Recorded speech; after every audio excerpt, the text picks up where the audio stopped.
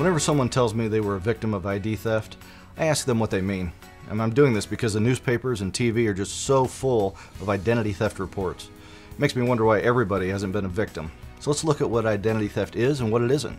Pure identity theft is going to occur when somebody, through a variety of methods, steals your personal information, using it then to commit fraud.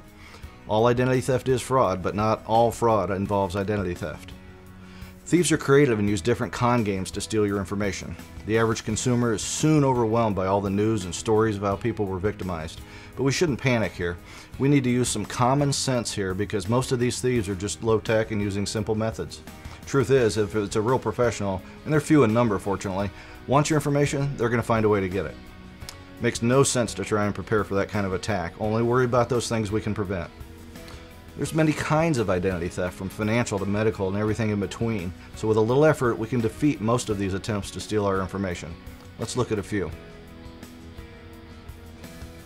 First, thieves today will use electronic means usually to steal our information.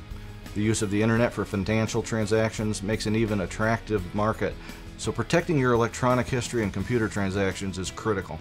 If you have a home computer network, make sure you or someone you trust uses it to set up firewalls, antivirus, spyware, anti-spam filters on your system. Then set it up for automatic updates. Don't use easy passwords on your computer like your mother's maiden name. Change them all the time. And don't carry them around in your wallet or purse. Secondly, any paper history of all your data with account numbers should always be shredded. Use a crosscut shredder, including old credit cards you no longer use and receipts from these transactions, including debit cards too. Third, if you receive paper statements from your creditors, change it to electronic delivery. It's more secure. Just be careful of email that could be phishing with a PH, that could be used. It looks like it's something from your creditor. Always type into a website you see on your statement and never click on links in unsolicited emails. If you ever have a question on it, contact the number or address that's on your statement.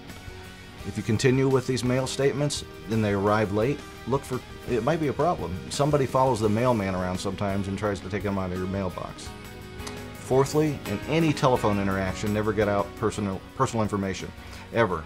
You have no idea who is that person on the other end of the line. If they press you for information, ask for their phone number and hang up.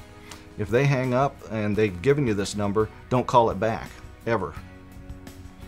Fifth, closely examine your bank and credit card statements for any transactions you know you did not make. If you see something's not right, call the authorized number on the statement right away. You have a time limit for reporting these errors too, 60 days from receiving the statement. So your liability might be limited to only $50 per card. And that's for credit cards. If it's an ATM or debit card, you have to act within two days of discovering the problem. After 2 days and up to 60, it could be $500. One exception to this is the newer ATM debit cards that carry the Visa and MasterCard logo with a $50 limit then. Just don't take chances. Contact your financial institution for information.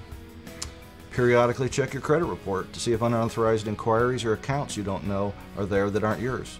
Go to annualcreditreport.com for a free copy of your credit report, once a year.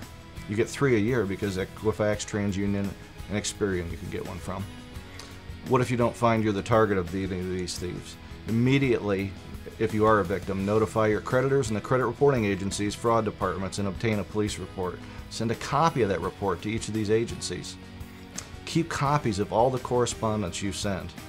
Send correspondence certified return receipt mail and keep the receipts. Change all your passwords right away. Add passwords to accounts that haven't got any. But be patient because this process takes patience and time. Unfortunately, you'll need to avoid the temptation of looking for those so-called help for a fee agencies that resolve identity theft if it occurs. It's an emotional, angering time, yet there are con artists looking for exactly you. A basic rule of thumb is never pay up front for a promise for a future receipt. Once they receive your money, there's no incentive for them to do the work. They won't do it. If you need additional information or free education materials on this or any other topic, or to speak with a certified credit counselor, you can call 1-800-994-3328 today.